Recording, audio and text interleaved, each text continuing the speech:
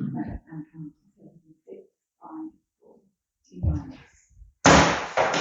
evening, ladies and gentlemen. Welcome to this meeting of Denby Parish Council, full council meeting this evening on Wednesday, 12th of June 2024 at 7:30 in the Barn Green Room at the Old School.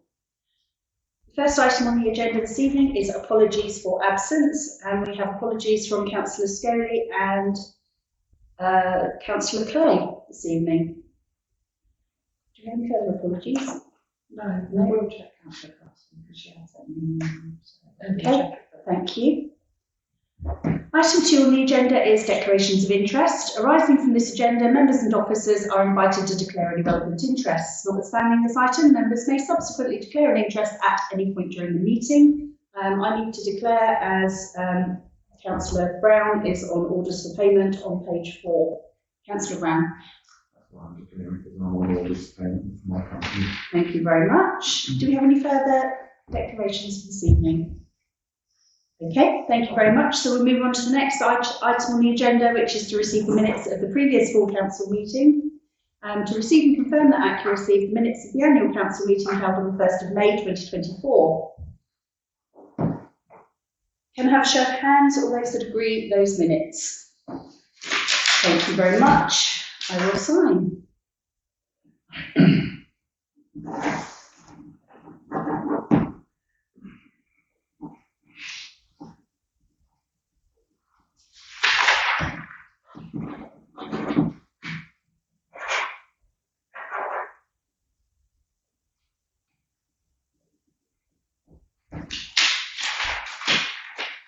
Thank you, Sarah. Item 4 on the agenda is Denby Parish Council projects. To receive and note the ongoing project report from the parish clerk. Did anyone have anything they wish to say on that? So Sarah has also provided us with an update on the situation with Aquin. So we received a note. Thank you for that, Sarah. Item 5 is public participation. The meeting will recess for not more than 15 minutes to allow any members of the public to address the meeting. Ladies and gentlemen, open the floor to yourselves if you wish to address council this evening. No, I'm just playing those 2 pieces of paper, and so that's all I had to bring up. I'm sure Sarah will make sure they're on the relevant agenda. Just to those of you that don't know me, I'm Mike Bennett, and you see outside. Okay, all right, thank you, welcome. Thanks. I think it's your first council meeting, isn't it? As councillor. Yeah. Welcome. Okay, I will now close the floor to members of the public, and we'll move on to item 6, which is to receive minutes, reports, recommendations and resolutions from the meetings below. The Amenities Committee minutes of the 10th of March 2024, Planning Committee minutes of the 17th of April and the 8th of May, the Finance Administration and Personnel Committee minutes of the 24th of April 2024, and Highways and General Purposes Committee minutes of 20th of April 2024. We received those. With members' agreement, I will go back to public participation, as we have another member of the public joining us. Are we all agreed we can go back? Thank you very much. Welcome. Hi, my apologies. I went to the pavilion not realising it was still being held here. Okay. No, the staff have moved to the pavilion, but we still hold meetings here. It's your opportunity to speak to council this evening. Yeah, well, I've got a whole lot to say really. To introduce myself and anything else, I'm Dan Merritt. I work for Student Homes. I'm the Senior Strategic Planning Manager, so I work in our land and planning team. I know my colleague Dave Brzezinski, you might remember him from a while ago. He used to attend a number of these meetings, just to keep in touch with you guys, particularly the Carterfield development, if there's any issues that you want to talk through or anything like that. Dave unfortunately left the business sort of towards the end of the year, beginning of the year, sorry. So I did one of these a long time ago, so I don't remember if you remember me, but I was you can just sort of be your point of contact to say for anything relating to Carterfield. There was one other thing that I wanted to mention as well. So considering we have a community champions scheme, I think we actually sponsored a beer festival many years ago in Denmead. So I just want to say again that our office has a budget to help contribute towards communities. I was looking on the minutes on the agenda. I can see that you have a couple of representatives of citizen sports clubs. So we have about £6,000 of various grants available to some of those groups. So really, I'd just like to put it out to you that if you want to speak to any of those groups and they're looking for donations, so for sports clubs, community groups, volunteering groups, anything like that, then by all means drop me a line and put an application in. We only have many applications, so the money's there to be spent really, so I'll let you know and pass on the word on those. So I'll leave some of my cards anyway around here in case anyone wants to get in touch with me with Carpenters Field or anything like that. But I suppose the question to council really is there's anything in particular that sort of popped up through residents, sort of feedback on the development or anything like that you want to raise with me now that I can sort of take away. I'm more than happy to do so, obviously. Councillor Brown, you had your hand up? One of the things you're talking about, sponsorship, the community centre is the people who do the beer festival. So they will need approaching, or we will pass the information on to them about for an application in that way. Yeah, please. Things on Carpenter's Field, it's been taken over by Winchester now, is it? Largely, I think there's a few bits and pieces that still need to be transferred, as I understand it. But I think that's in the process of doing so. I think there was a couple of bits and pieces that you guys were in liaison with my colleague Charlene, maybe. Some drainage bits and pieces as well. Some of that sort of handover with open space, I think, might be one of the other things. I'm not sure if that's gone through yet. But was there a particular? No, I've had a contact from a member of the public that has mentioned that she lives on the estate and she was being charged the service charge for the area, although Winchester are actually looking after it. Right. So I don't know if that was something that was common to the area or. Yeah, I mean, some of the open space, there's probably a management company in place. That's looking into a bit more detail. It's not just the open space, sometimes it's the roads and some of the other public areas that are running within the management company. And that's generally what the service charge goes towards. So it might not necessarily be the open space. No, it's not the open space, because the larger open spaces are coming to the parish council. Oh, okay. The management company is supposed to be looking after all of the small hedgerows and verges and things like that within the development. Yeah, I'll take that away and see what the management company is still doing, whether anything has been transferred. I'll have to look in a bit more detail. That's what I can come back to you. That's all right. Thank you. Thank you. I had a question about the area that's allocated to the children's play area at the top, just before the northern open space on Tanner's View. At the moment, the grass is taller than me. I drove there just a minute ago. It is. It is, and we're hoping to install the play equipment as soon as it comes to us. I believe that we have requested for it to be turfed, so levelled and turfed. And I know when I spoke with Dave Kaczynski about it, he said that that would be feasible. Just wondering when you've got plans for that to be done. Yeah, I'll take that away and I'll Okay. speak to my colleagues, but I will report back if that's okay.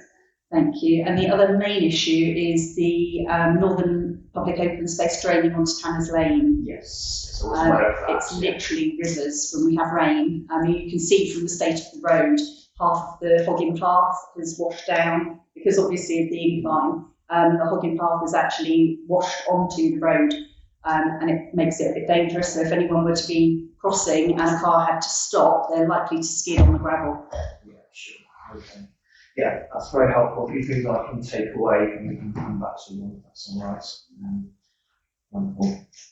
Does anyone else have any questions, queries? Councillor Adrioli? Well, the planning committee has written to Persimmon with our concerns, some of which you met, they've just been mentioned. And I'm sure the planning clerk will be in touch further. So I don't think we need to to cover it any further than we already have to, but certainly we have concerns. I just would like to make sure you're aware that this council has a resolution not to take the public open space because of the problems there, which have been identified more than once in writing to Persimmon. So you might want to chase that up, check that out. Sorry, that was the, In the Northern Open Space, we've actually said we will not accept that land oh, okay. in its current state. So Parish, sorry, I'm doing a bit of catch up, if you don't mind. So because the original intention for that to be transferred over to the parish, and Well, that's not really via because of the current situation, but if that was resolved, you'd still like to take that on, is that? yeah, basically, obviously, normal procedure is for the district to take it for a year. We have a resolution that unless our concerns are answered, we will not take it at the end of the year. Yeah. No, yes, obviously, if the concerns are adequately dealt with, then we will quite happily take that land on behalf of the village. But as it stands, we won't. I think you should be aware of that. And Persimmon have been written to at least 2 or 3 times enumerating our problems.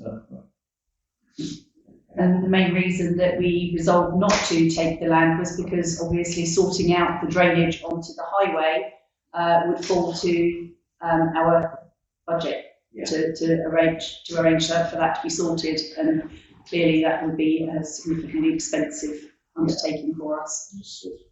Councillor Brown? One of the other reasons is for the ecology licence that is held by Persimmon at the moment and can't be transferred. It's one of the other reasons. The ecology licence, what's that? That's the open space again, is it? It's for the North Open Space. There were a great press of youths found in there, and there's an ecology licence that's been taken out for 30 years, is it?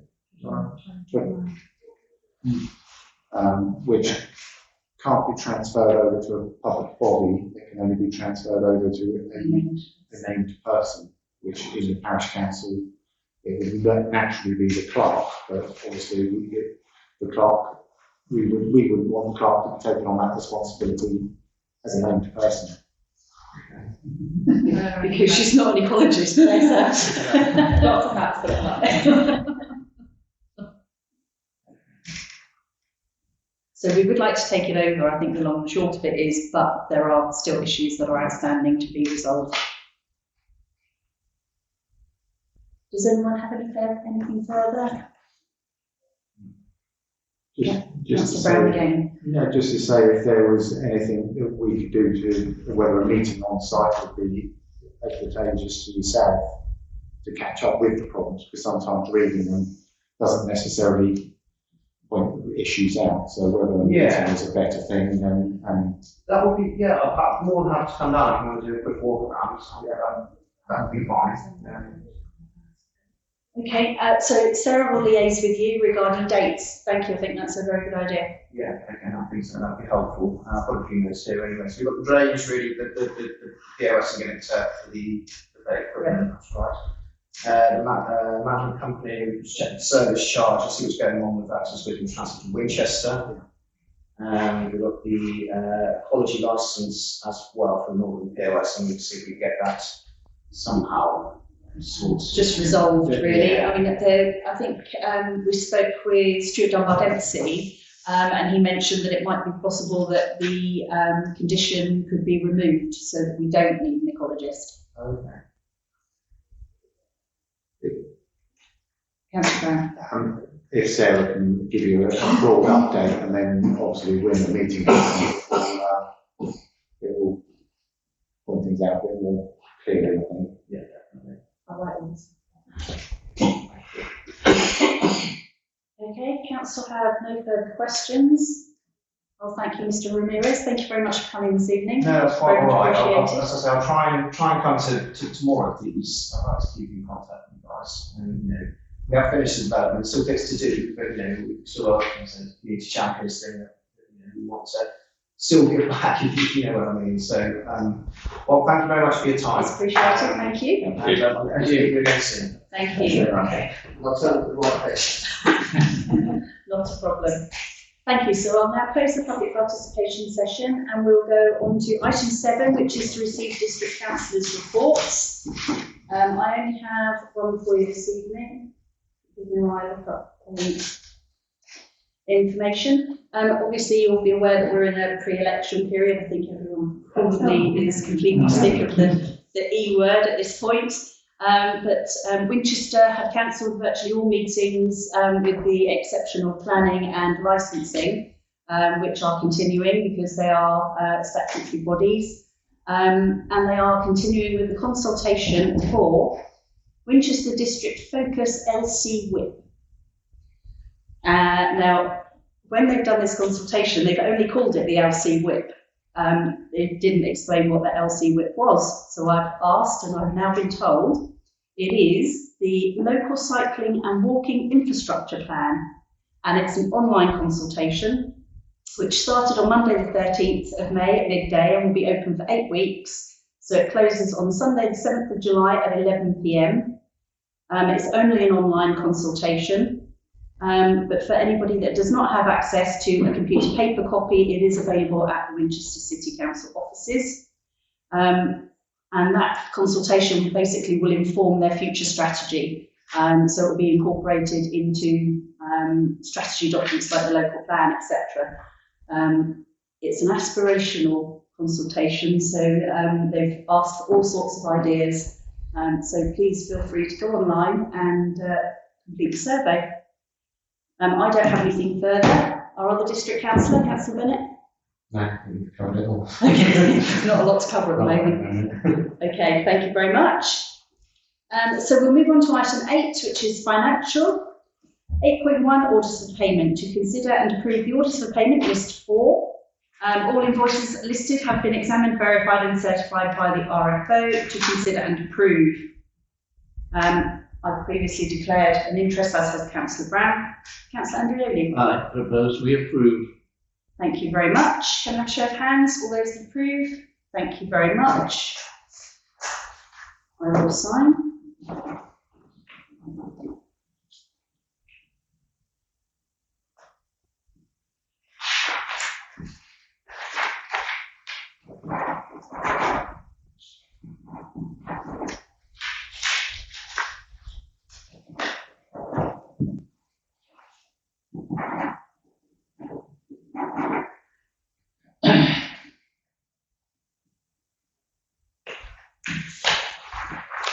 Thank you so much. Item 8.2 is bank signatories on Lloyd's account number 2333468 and cooperative account number 65807918.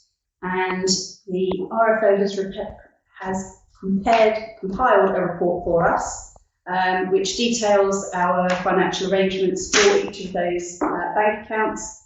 It also confirms who are signatures on those bank accounts. Can I please bring to Councillors' attention that Councillor Brown is signatory on the cooperative bank account number. I am not, and I'm a signatory on the Lloyd's bank account number. He is not, because 2 councillors are required to sign, although it's compiled and can be released by the RFO and the clerk. That's to ensure that Councillor Brown and I cannot sign the same cheque. So we note the report. Can we thank the RFO for the detail in that? That's appreciated. Item 8.3, Virgin Money, formerly Clydesdale Bank, account number 20307030. To note that the business term deposit is due to mature on the 24th of June 2024. The funds are not allocated to a specific project, and the RFO's recommendation is to reinvest those funds on the maturity date for a further 2 years. And the interest rate for that average earnings ratio of 4%, to discuss and determine action. Councillor Andreoli. I propose that we go with the RFO's recommendations. considering how little interest we've been getting in recent years, 4% seems massive. I know Jenny always does her due diligence and Yeah. shops around, so Councillor Jones has seconded that proposal. Can I have a show of hands, all those that agree that we should reinvest as per the RFO recommendation? That's unanimous, thank you. Looks like an original, yeah, thank you. So that's agreed.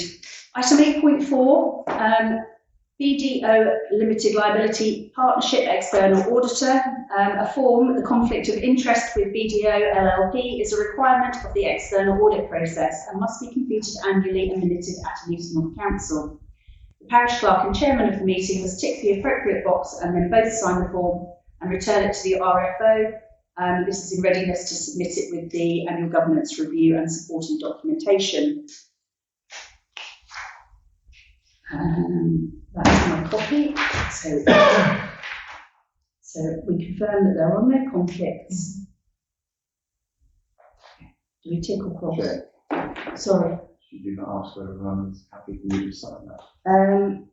No, because it just says to complete and sign. If Jenny said that we need to discuss it, she would have advised. It just has to be done in front of people. So is it tick? We must tick the appropriate box. Okay. I'll leave you to complete the date of the meeting reference, and I will sign.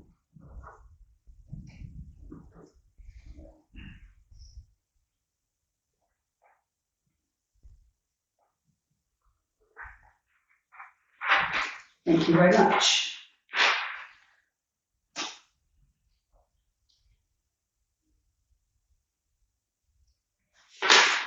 Thank you. Item 8.5, the internal auditor. To note that Johnston Wood Roach are undertaking the internal audit on Thursday the 6th and Friday the 7th of June. I know Jenny spent a significant amount of time with them, so we note that. Item 9, reports from parish representation on other bodies and organisations. Denby Community Centre, councillors Andrioli and Brown.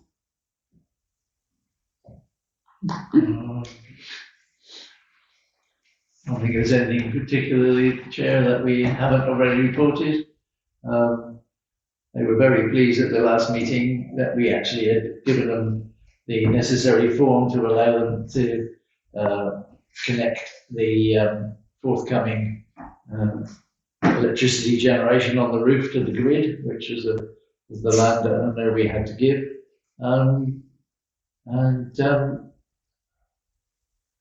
Again, they have their anniversary, 100th anniversary in 150th, yes, I think it was 150th anniversary celebration in September, which we have already advertised partly for them in MEC.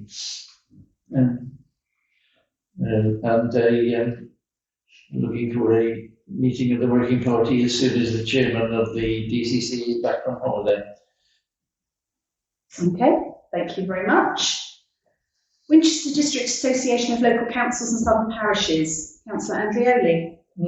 Yes, both fell last week, oddly enough. One's quarterly and one's 2 monthly. And Southern Parishes was very much talking about various areas of the district which are having sewage problems, as I reported ours, and apparently Upham, I think it was, have a inadequate and worn out sewage pumping facility, which Southern Water say they will replace in 2030. I pointed out that the one in Hambledon probably needed doing as well, because of all the 6 months of trucking tankers through our village. So it was, apparently there'd been sewage being released into the Meon as well, according to one of the parishes on the Meon. So it's caused great consternation. And it was agreed that we would ask a member of the Environment Agency to come and talk to us about it at a future meeting. Winchester District Association of Local Councils meeting Wednesday was addressed by I'm going to get her title wrong. She's the police person in charge of the Winchester District, and she's the chief inspector, I think, if I recall correctly. She's actually been in her previous role, which was as the head of the rural police in the district, talked to southern parishes, and last week she talked to the district association. And there was much discussion on speeding issues and speed cameras and things like that with her, but also I raised the problem of scooters, electric scooters zooming around, and she said that unfortunately the calling of the election had meant that one of the things that was supposed to be going through, and it may come back with the next government, we don't know, was to make them legal on the road as long as you had an insurance, a helmet, and a license, which would mean that unless you were 17, you couldn't go on the road with one. And in the meantime, it is illegal to be in public spaces on them, and any that are accosted, the scooters are being crushed, which is something we were told at last say the neighbourhoods as well. But she accepted that they were very much a nuisance, pressed on accepting data from various forms of speeding camera. She was not particularly forthcoming on accepting, as we well know. She explained the new organisation and how our local body, who is based in Bishop's Waltham and covers half the area, but he's our local body. And there was one or two comments about how far away he was from the various places he's supposed to be the local body for. But not a lot otherwise, I don't think, from that. So I've widgeted enough. Thank you very much. Can we move on then, please, to Hambledon District Welfare and Education Trust, Councillor Andreodi? That also fell last week. That's my 6-monthly one. Basically, we had a rundown of the current finances, no applications for grants. We discussed how we could possibly look to help organisations such as the football club and the tennis club to support their activities with young people, as we're not getting applications from individual young people. But, and we're still trying to publicise the fact that we do have very small grants to help people do things like, recent times we have paid for the injections required for scouts to go to their jamboree in Japan, things like that. But nothing is kept, no applications at the moment. Okay, thank you very much. Denmead Scouts Liaison, Councillors Brown and Jones. On the agenda in the confidential report, I would imagine. Not the liaison, not the liaison. We have had a joint meeting, and one of the things that's come out of it has gone to, yes, That's the but least. that's the least, Not the liaison. not liaison. The liaison side of things, the scouts were asked to put their bins behind the fence, which is one of the things that came up on the amenities committee, and they have been given permission by amenities to install grasscrete type substance in there. They didn't bring any other issues up at the time about liaisons and things. It was more police. Okay, thank you. And then moving on, DPC Lease Working Party, Councillors Brown, Jones and Berry. Anything that we need to bring up will be an exempt. Okay, thank you very much. And the last one is Denmead Football Club, and that's myself and Councillor Andrioli, and we haven't met with the football club. So we'll move on to item 10, which is policy reviews. To receive and review the following policy as part of the ongoing review programme, Financial Regulations 2024, to review and approve. Has everybody had a chance to go through this? Not in detail now. Quite a long report, isn't it? It is indeed. I've got some queries. The clerk in RFO, sorry, page 3, item 2.2. Clerk and RFO shall prepare for approval by the council a risk management policy covering all activities of the council. This policy and consequential risk management arrangements shall be reviewed by the council at least annually at the appropriate meeting. Is that a new clause? I don't recall that being in the last one. No, it wasn't, and it has been put in there because councils weren't having one making clear enough. So I've now had to do one, as you know, and it's ready, and it will come to the next appropriate meeting, which will be happening. And then Jenny and I, so basically you have to do one just for the AGAR. Now you have to, and you should have one. We've never had a full and comprehensive one. We now do, and that's the one that Jenny and I will bring. Okay, that explains why we've not seen it previously. Yeah. And then 2.6, at least once in each quarter and at each financial year end, a member other than the chair shall be appointed to verify bank reconciliations for all accounts produced by the RFO.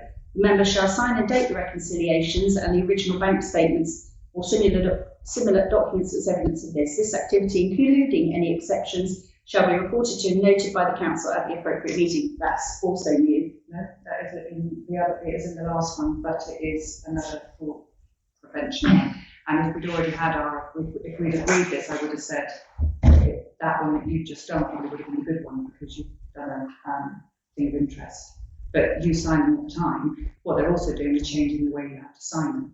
So all you have to do now is sign at the end of the very last payment, every single page. Okay. So no, that isn't new, and it is in our financial aid. That somebody else every now and then that we agree when we talk about full council will sign what you've just signed just to allow for the checks. Okay, Councillor West? I've just got one on appendix on the tender process. The Appendix 1 tender process, 0.5. It says limitation to tender issue under the regulations shall be subject to standing order, then it says insert a reference list. Sorry, which one, which point? 5. Tender process. Yeah. Should we- Especially the last. Should What page is One that? council. Appendix 1 is on the Tender second process. last page. Yeah. Sorry, which? Second Appendix last 1 page. tender process, 0.5. Appendix 1. Tender process. Yes. It says insert the reference account, should we not insert it? Standing orders has been looked at as well, so I have not put that in as yet, but I was waiting for some further information from Mel. But yes, that will be. So that will go. It will go in, relevant but I was aware that, we're still waiting for some further information. But yes, Question mark on that one. it's our standing orders and our procurement policy, obviously, that needs to go in there, but they're still talking about some of the regulations. So, Okay, so going back to 2.6, Yes. about verifying the bank reconciliations. yes, Do council feel that it would be prudent for us to actually formalise that and have that at a specified meeting every quarter? it's more ad hoc to make sure that I question this because I thought it would be a process. And it is more an ad hoc thing to make sure that we can just at one point say, can Councillor Jones please sign these instead of Councillor Langford Smith, to allow for legal predetermination and it's another fraud prevention, fraud, debt, loss and state, which I think is, but it, I think we need and it's some mechanism so that we don't forget it. Oh no, I won't forget. Right, it. okay. No, this is in my, I've read these, like Councillor Jones said, I've read these last time. all of these points that Jenny and I do regularly now will come out and go into a diary. And Okay. we'll make sure that we go through them. As long as everyone's happy with that. Okay, so then my next one is 514.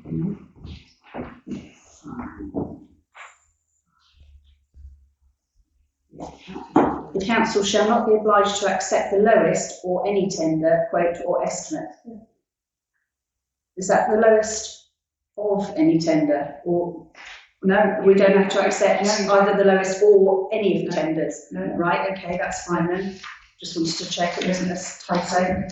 9.3, personal credit or debit cards of members or staff shall not be used under any circumstances or except for expenses of up to £250, including VAT. I can't work that one out in my head. It doesn't make a correct sentence. Personal credit.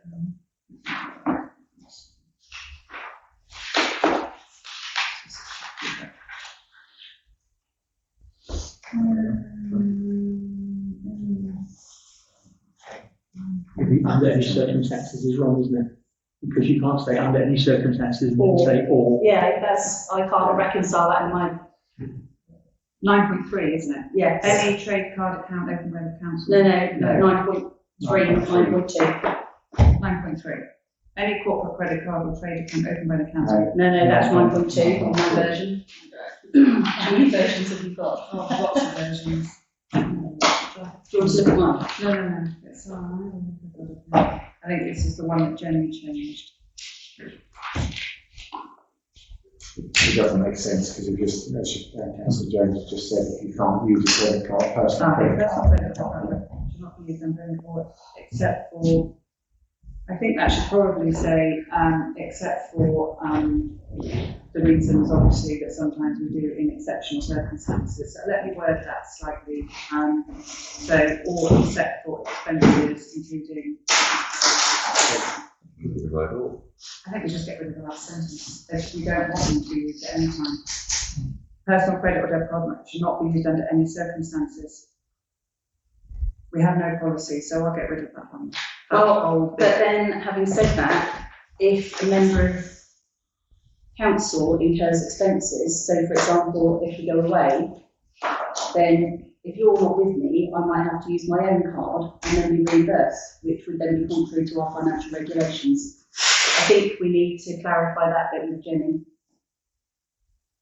and change the wording so that it actually makes sense. Except under exceptional circumstances. Yeah, I think that's what it was supposed to say. Just to It get should not be used except under exceptional circumstances. And in accordance with I council think policy. the or is unnecessary Yeah. and confusing because it's in capital.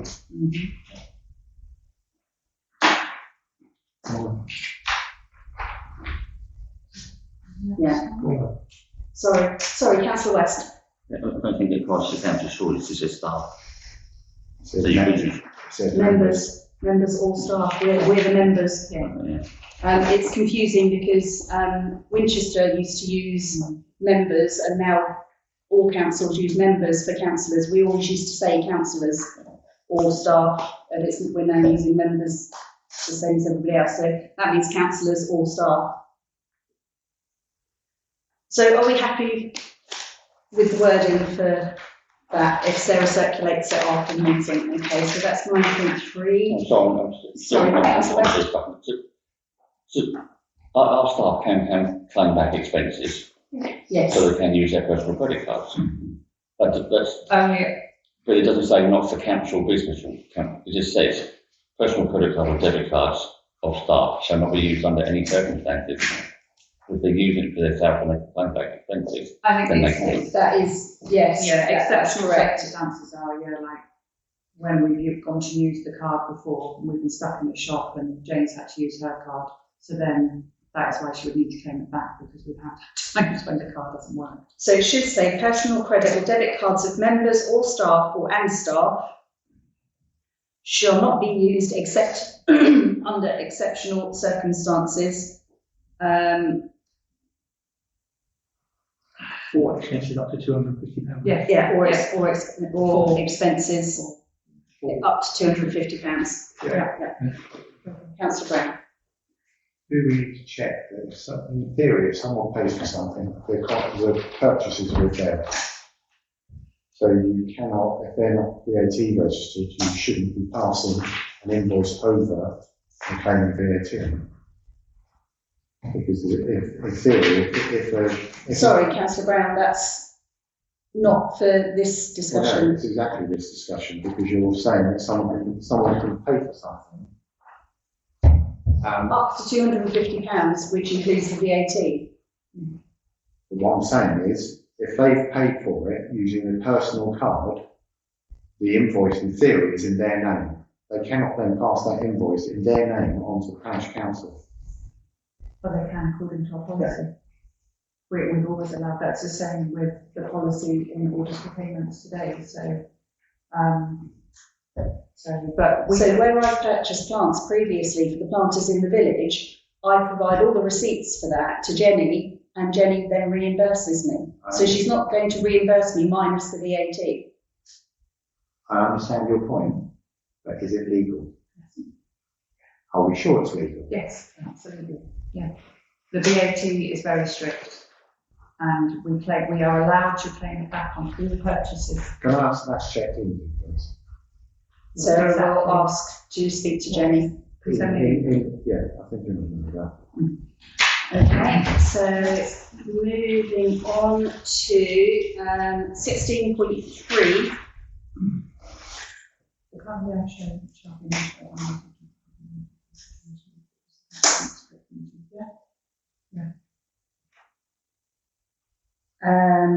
The clerk or RFO shall negotiate all claims on the council's insurers. On behalf. Right. On behalf of the council's insurers. Okay, that's fine. Sorry, Councillor Brown. You would negotiate any claims on behalf of the council's insurers. The council's insurers will negotiate a claim. You may put the facts to them, but you won't negotiate the claim. Negotiate all claims on behalf of the council insurers. Well, we would negotiate with the claimants and with, but this is only for the resolutions that you set us. So we do it on behalf of the council. So if a claim comes to the council and then you've got things, then we go back to council with any negotiations that you want us to. So because it's you as a council, as a body that directly insures as to, even if the insurer comes in with a question or you are able as a council to disagree with it and ask them to do anything else. But then that's not a clerk or the RFO negotiating the claim, that's you enacting a resolution of council. Well, the clerk should on the council, on behalf of, that's what it says, on behalf of the council. Everything is on behalf of the council, and that is within delegated responsibility. If I put everything on behalf of the council in every single thing, then we'd have a very long document. I think we're all aware that we only act on resolutions that you give the RFO. So does that sentence even need to be there? Not if you don't want it to. The clerk, The clerk or RFO shall be notified of any loss, liability, damage or event likely to lead to a claim and shall report these to the council at the next appropriate meeting. I think that just says. I think what we have to be careful of is that we make sure that it is just the RFO and the clerk that negotiate these with you as a council, that it's not delegated down. It can't be delegated down now. The financial regulation is very clear that anything to do with the claim, loss, liability is supposed to sit with the clerk of the RFO. And we have had them sitting with the committee clerks, and this is what NALC have done. They have moved everything legal within the RFO and the clerk's mandate, which is why that's there. So we all know that it's really or the RFO the negotiate, and it's up to you to direct your staff accordingly. So I don't think it actually needs to be in the financial regulations. You prefer it to be in there? I would prefer it to be in there, because if I go or the RFO goes, we don't want, or there's a change of people, then I think it should be very clear who deals with what, because there has been. Should we put manage then, or negotiate? Yeah, sure. Clerk or RFO shall manage all claims. Yep, Yeah. absolutely. Is everyone happy with that? Okay. And Gary's queried the one on the tender. That's it for me. Any Any further Okay, in which case then I propose with those amendments that we agree. Let me check what we're supposed to be doing. To review and approve. Can we then approve those financial regulations? Can I have a show of hands, please? Thank you very much. Councillor Carson didn't vote because she arrived midway through that item. So thank you very much. So we move on to item 11, Village of the Year, to consider entering Denmead in the Village of the Year 2024.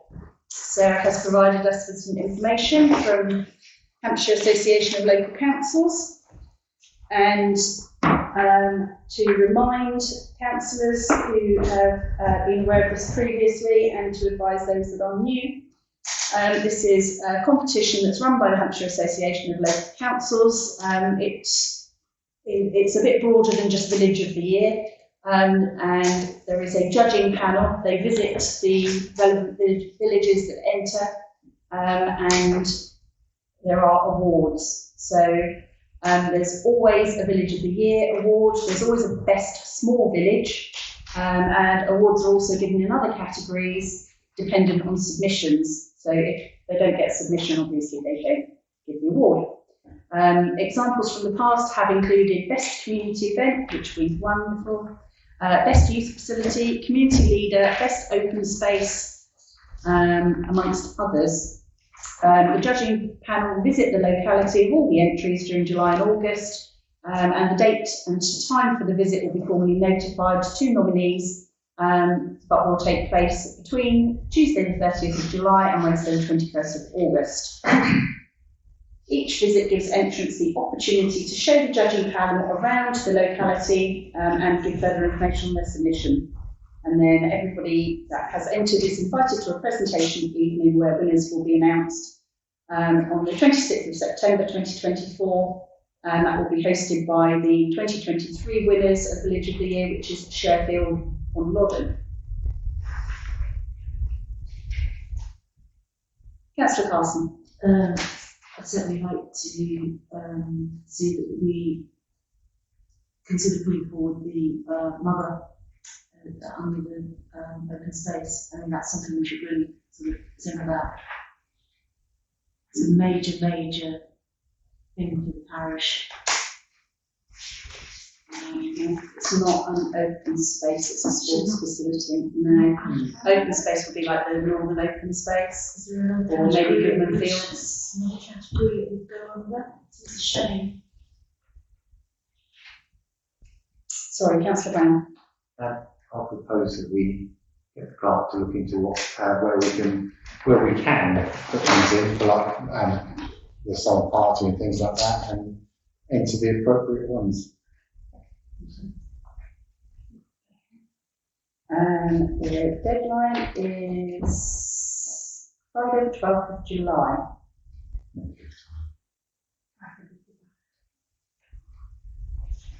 Can I have suggestions from councillors, please? Because that's a lot of work on part. Well, I would say the summer party for certain, because it's a good event that gets a lot of people in the village out into the village. Can I ask you to coordinate that proposal then, If my please? boss allows me to, you can. I think he's being really mean at the moment. Thank you. So Councillor Brown will compile a draft entry for party. Does anyone have anything else to suggest that we put forward? We're all going to be quiet now. Yes, they know what's coming.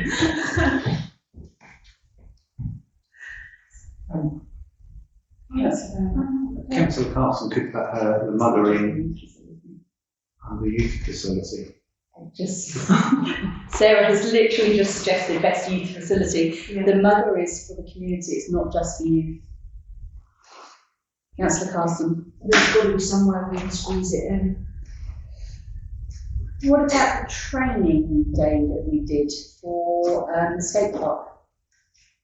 We've got someone in to run the youth drop-ins. I could ask about everything to how I see the mother hanging. If there could be something to do. Okay.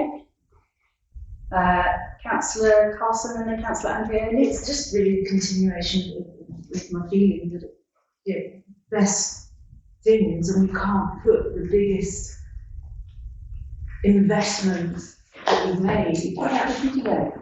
For the mugger.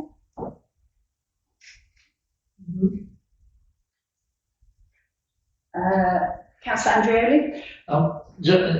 Not specifically a suggestion for this, but I was asked, I did see a comment, I think, on social media as well, whether that we were repeating the skate park training during the summer holidays. So that may be an option that we could consider doing, and while they might be coming around to look. Well, we were also looking to do the training session on the mugger, weren't we? So I think we were waiting for dates for them to come back. So if we could arrange for that to coincide, that would be most fortuitous. Councillor Brown. You did say that you could enter any category, and if there was an entry into the category, they would look at it. So if you make your own list up, Best new facility. if you're the only one in, you've got a good chance of winning it. Yeah, okay. Okay. You might go. You might get the wrong sort of idea there.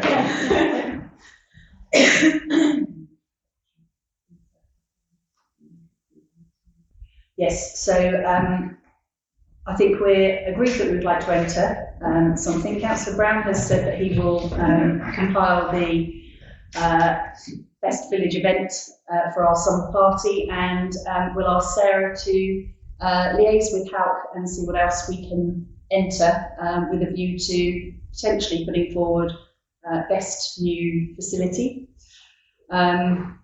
category for the mugger. And is everyone happy that if that's agreed, Sarah, when she speaks with HALC, that she'll circulate that outside of committee for information? Show of hands, please. Thank you very much. Do you need my copy, Sarah? No, we're good. Thank you.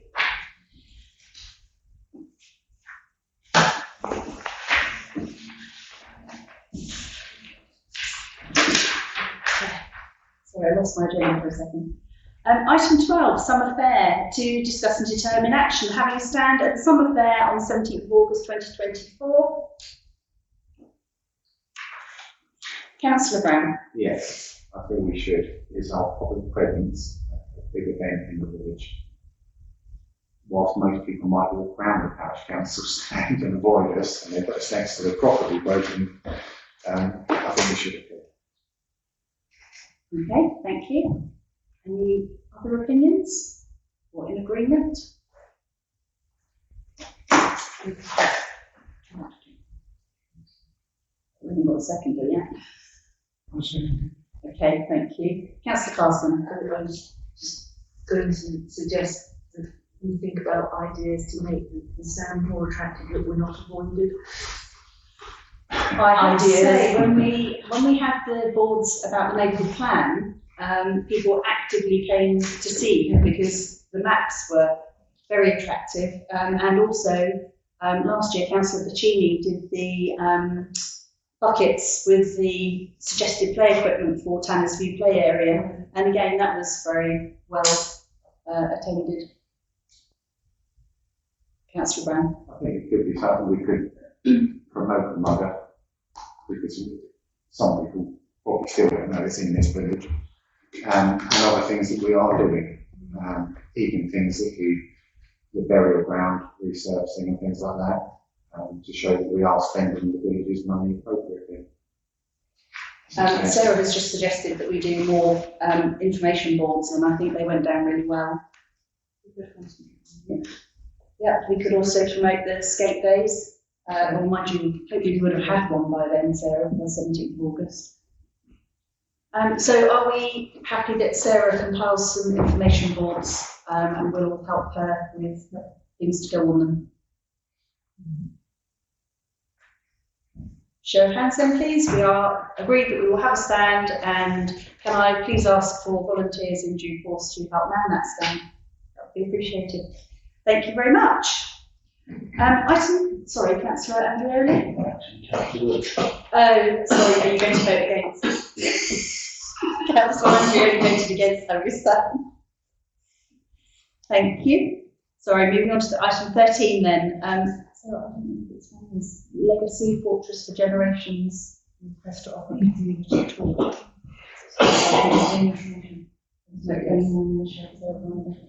So this is a company that want to come and do a talk for people on rooms and things like that. So let me just get them.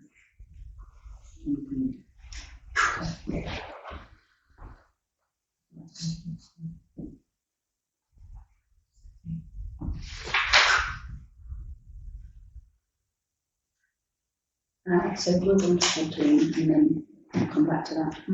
When we found that. We'll just move on to item 14 and we'll go back to 13. So youth charities, to consider an email from a resident regarding youth provision.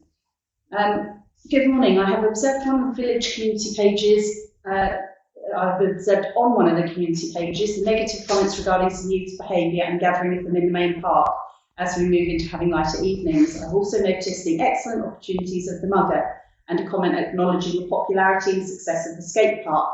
When I first moved to the village over 10 years ago, I knew there was a youth group running from the pavilion, and I believe this stopped prior to COVID and was not taken forward to be re-established.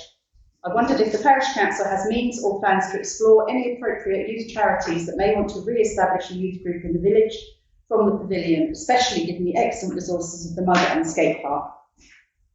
Once a month, a pop-up youth session in the pavilion, if more regular weekly events are not achievable. I don't know if community project grants would be accessible to help with financial implications of such possibilities. You may be aware there is a proven reduction in nuisance behaviours from youths and teenagers if they have and are engaged with local youth groups and services, and thus the reason for raising this with you in light of the recent posts that repeat yearly and cause friction between the different generations.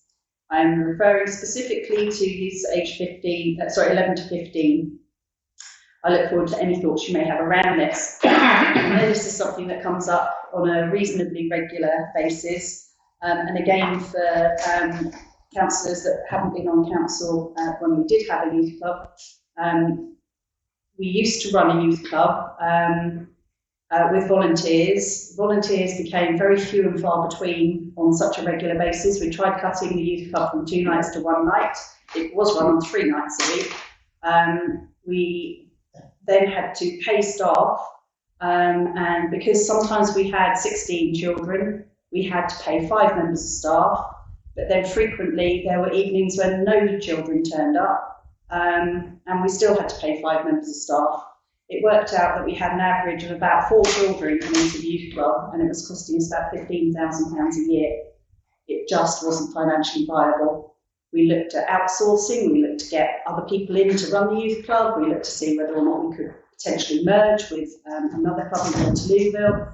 And because of all the safeguarding issues and the responsibility of the safeguarding and the fully trained members of staff, etc., for the very small number of children, it was agreed that we would not reopen the youth club. That's the background. Councillor Brown?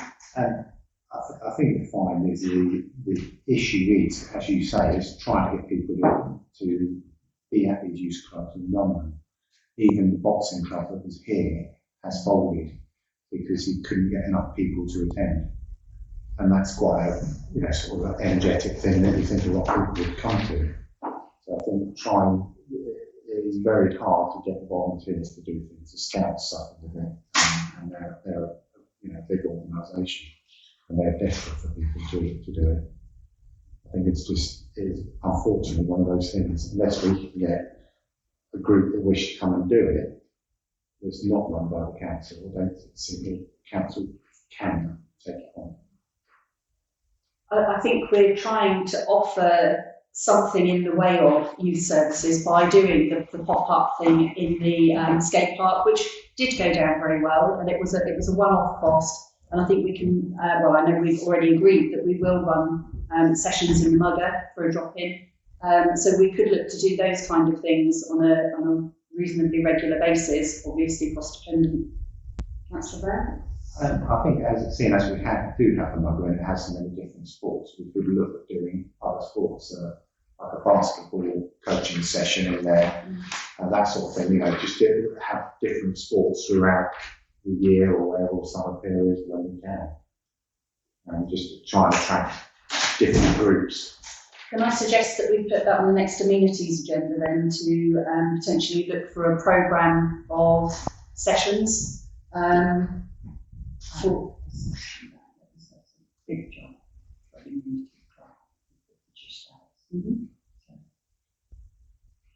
so anyway, Mugger has been handed over to amenities, so we'll put that on the next agenda. Is everybody agreed? Okay, thank you very much. So we'll move on, we'll go back to item 13, the legacy for Sorry, could we make sure we reply to the person that emailed in and say, I'm sure Sarah will do that, thank you. Thank you very much. So I would like to follow up from my previous email that I sent to you about the free community talk we're offering to local groups. Our talk is called Legacy Fortress for Generations, and during our talk, our speakers cover essential topics such as wills, trusts, and how these can protect your assets. They will also dive into the importance of lasting powers of attorney, managing care fees, and touch on sideways disinheritance in case of remarriage. When our speakers come to give talks, they do not bring business cards, as we are only spreading awareness of how important this information is, as we are not using it as a commercial agenda. We understand that many people don't like talking about these topics, and our speakers understand that as they deliver the talk respectfully to their audience. At the end of the talk, if anyone wishes to have a chat with their speaker, they are more than welcome to. And if anyone would like to seek advice, we offer a free consultation. After the talk, if anyone would like a free consultation, they can fill out a form and our booking team will arrange the free consultation for them. We have speakers based all across England and they have all delivered many talks to lots of different groups in the past. I've attached the information pack which also explains what is mentioned in the talk, and you can pass it on to your members to see if they're interested in hearing.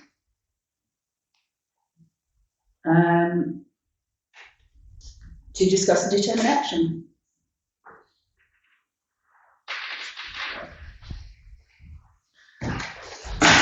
Sounds like a bit of a sales pitch to me. Sorry, Councillor James. I'm sure there's many people in the village would actually find all that information useful. We wouldn't know where to source it at the moment, whether it be power of attorney, a whole number of issues. But at the same time, don't for one wouldn't think that any company arranging those talks doesn't have an agenda themselves. And by saying they don't have an agenda, it's part of having an agenda. If you've got any advert for somebody who will produce your will free of charge, they'll soon find a way of charging you an extra for power of attorney or whatever it would be. So that doesn't mean it shouldn't happen, but I think we have to be aware of the reasoning behind it. Thank you. Councillor Brown? The same thing. I think we have to be very careful about inviting one company. And if we opened it out to lots of companies and had an open day type thing, we're not so bad, but one company is going to only get pointed in one direction. Councillor Andreoli. Very similar thing, I think I meant to say is that we endanger ourselves of being regarded as people recommending these people if we organise it. I mean, something like the WI or the other similar organisations in the village may wish to do it, but I don't think it's something the council should do. Councillor West? I think we should start fair and ask them to run take a stall out. Okay, so is that a proposal? Yeah. I'll second that. Okay, can I have a show of hands then, please? We direct them to the Sun Fair. Thank you. Talk from Hampshire County Council on cybercrime, item 15. To consider an email from Hampshire Cybercrime Unit to give a talk on this subject, and also to receive an email from a member of the public regarding cybercrime. I think this one's slightly different than the previous items that we've just discussed, in view of the fact that it is actually from the police. These sessions provide a non-technical delivery inclusive of all skills and abilities without overloading the audience. They've given verification details so that we know it's a genuine email. The information that is provided will be directly from the National Cyber Security Centre, as well as giving some real-world anecdotes of common offences that they see being perpetrated against victims. The police do not charge for these events, and their only ask is that your communities provide some honest post-event feedback. They always prefer to attend in person to deliver, but they are also able to support a bespoke online session for the community, all at a time and date to suit you. They'd like to offer some general sessions inviting different organisations. Councillor Brown. I think the most appropriate thing for this is Safer Neighbourhoods panel, and that they're invited to the next Safer Neighbourhoods panel. It's our biggest meeting that anyone actually attends. Okay, so are you proposing that we have a session at Safer Neighbourhoods? Yeah, we invite them to do a talk and give them the opportunity to speak to people afterwards. Okay. So, Show of hands. sorry, we always put something in our quarterly magazine saying this has been offered. If you're interested, could you please notify us? If we suddenly discover we have 45 people interested, then it's worth doing. We booked a bigger hall for Safer Neighbourhoods. Okay, so we've had a proposal and a seconder. Can I have a show of hands then, please? All those that agree that we should run this at the next Safer Neighbourhoods panel. Thank you, that's unanimous. Item 16 is Mill Close to receive a report from the Amenities Committee regarding land transfer. Frances says when she did her original check at Her Majesty's Land Registry for all the land that DPC owns, it showed that Mill Close and various other areas were not registered as being owned by DPC. And on going through the title deed, she found an agreement for the developer to transfer the land to Winchester, and then Winchester subsequently, after a year, to transfer the land to DPC. However, she could not trace any evidence that the transfer to DPC took place. So she went back up the chain and contacted Winchester and asked them to provide a certified copy of the transfer. But Winchester never transferred the land. Winchester never received transfer of the land from the developer, and therefore can't transfer it onto us. The original developer no longer exists, but a successor company does. Winchester are therefore suggesting that the land is transferred direct from the defunct company's successor to DPC. So far, she has not yet made contact with the defunct company's successor, and I believe that's what she's asking us for remit to do this evening. I'll have to do it. It has to say the council is the same transfer. Yes. Councillor Brown. I think we should. It is a piece of land that we've maintained for many years and have equipment on. We've replaced equipment. I think the developer put the original play equipment in, but we've definitely replaced equipment there. So are we agreed that we should ask the clerk to contact the defunct company's successor and arrange for a land transfer? Show of hands, please. Thank you very much. Thank you, Sarah. Do you need these? You've got copies of those. Okay, thank you. Item 17, Southern Party Hog Roast. Following Resolution 103/24, Finance Admin Personnel Committee 8, and the Chairman and the RFO seeking further clarification, we are now able to ratify the payment of £1,500 to the hog roast supplier. Due to the event taking place before the next FAMP, it's on this agenda, so we note. Item 18 is General Power of Competence. So the general power of competence is the power to do anything that individuals generally may do without breaking other laws. It's the power of first resort. In searching for the power to act, the first question is, can we use the general power of competence? The eligibility criteria are that at the precise moment the council resolves it meets the criteria, the number of councillors elected, not co-opted, must equal or exceed 2/3 of its total number of councillors at the most recent ordinary elections. And the clerk must either hold the Certificate in Local Council Administration, Certificate of Higher Education in Local Policy, or Local Council Administration, or the first level of the Foundation degree in Community Engagement and Governance. and the council must resolve at the relevant full council meeting that it meets the criteria for eligibility, and the resolution must be minuted. And then at each subsequent relevant annual meeting, the council must confirm and reaffirm that it is eligible. So we have the relevant number of councillors. Sarah, I'm very pleased to say, has passed her silver qualification with flying colours after a lot of hard work. So can we agree that the parish council, we meet the eligibility criteria with 2/3 of elected members and a silver qualified clerk? Now show of hands, please. And then can we agree and adopt the general power of competence, please? Show of hands. Thank you, that's also unanimous.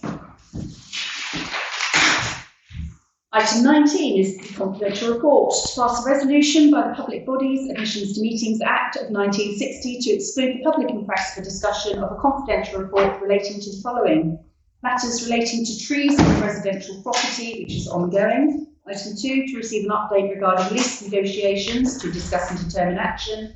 And item 3, matters relating to the burial ground, which is now complete. I so move. Thank you very much.